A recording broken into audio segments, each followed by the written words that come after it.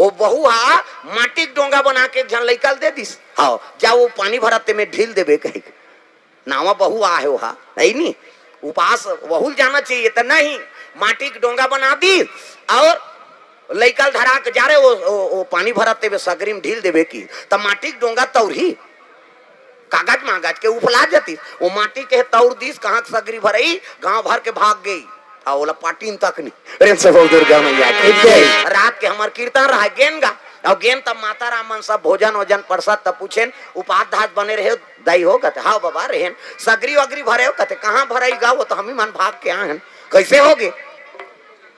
ऐसे ऐसे ऐसे अब ऐसे ऐसे ऐसे ऐसे ऐसे ऐसे तन ऐसे ऐसे ऐसे बाबा ऐसे कीसगा माटी के डोंगा तौर गए तहन भाग गए आओ त काकर घर के कहते काला बताबो बाबा बड़े घर के बड़े बात हमरे गांव के बड़े गौटिया घर के आओ बड़े आदमी घर